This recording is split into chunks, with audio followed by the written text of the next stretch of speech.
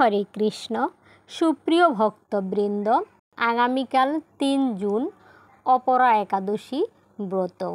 আমি এখন অপরা একাদশী ব্রত মাহাত্ম্য আলোচনা করব। মহারাজ যুধিষ্ঠির শ্রীকৃষ্ণকে বললেন, হে কৃষ্ণ, জ্যৈষ্ঠ মাসের কৃষ্ণপক্ষিয়া একাদশীর নাম কি এবং তার মাহাত্ম্যই বা কী আমি শুনতে ইচ্ছা করি। আপনি অনুগ্রহ করে তা বর্ণনা করুন।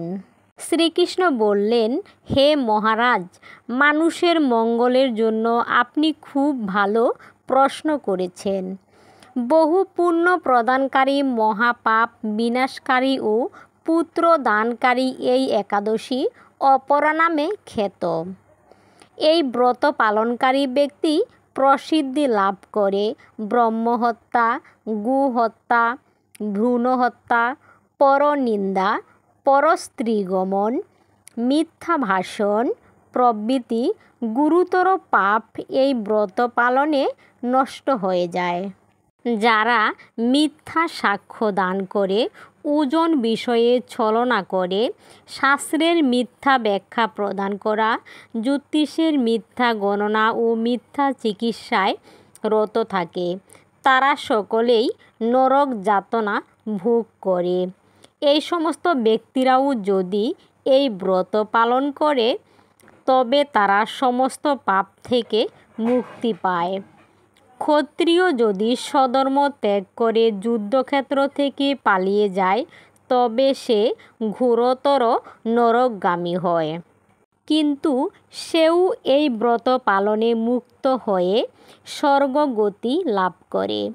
মকর রাশিতে সূর্যের অবস্থানকালে মাঘ মাসে প্রয়াগ স্নানে যে ফল লাভ হয়, শিবরাত্রি কাশীধামে উপবাসে যে পুণ্য হয়, গয়া ধামে বিষ্ণুপদে পিণ্ডদানে যে ফল পাওয়া যায়, সিংহ রাশিতে বৃহস্পতি অবস্থানে, নদীতে স্নানে, কেদারনাথ দর্শনে, বদ্রিকা আশ্রমে ভ্রমণ, বনশ্রী নারায়ণ সেবায়, সূর্যগ্রহণে, কুরুক্ষেত্রে স্নানে, হাতি ঘোড়া স্বর্ণদানে এবং দক্ষিণাসহ যজ্ঞ সম্পাদনে যে ফল লাভ হয়, এই ব্রত পালনে অনায়াসে সেই সকল ফল লাভ হয়।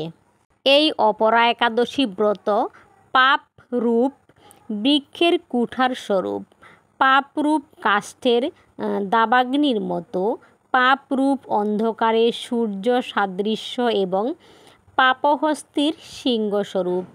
এই ব্রত পালন না করে যে ব্যক্তি জীবন ধারণ করে, জলে বুদ্বুদের মতো তাদের জন্ম মৃত্যুই কেবল সার হয়। অপরা একাদশীতে উপবাস করে বিষ্ণু পূজা করলে সর্ব পাপ মুক্ত হওয়া এবং বিষ্ণুলোকে গতি হয়। এই ব্রতকথা পাঠ ও শ্রবণে গোদানের ফল লাভ হয়। ব্রহ্মাণ্ড পুরাণে এই ব্রত মাহাত্ম্য বর্ণনা করা হয়েছে। অপরা একাদশী ব্রতের পালনের সময়সূচি পরদিন 5টা 8 মিনিট থেকে 9টা 39 মিনিট পর্যন্ত বাংলাদেশ সময়। সবাই একাদশী ব্রত পালন করুন, হরে কৃষ্ণ মহামন্ত্র জপ করুন, সুখী হন। আমাদের ভিডিওটি যদি আপনাদের ভালো লাগে, লাইক, কমেন্ট এবং সাবস্ক্রাইব করে পাশে থাকবেন। ধন্যবাদ সবাইকে। হরে কৃষ্ণ।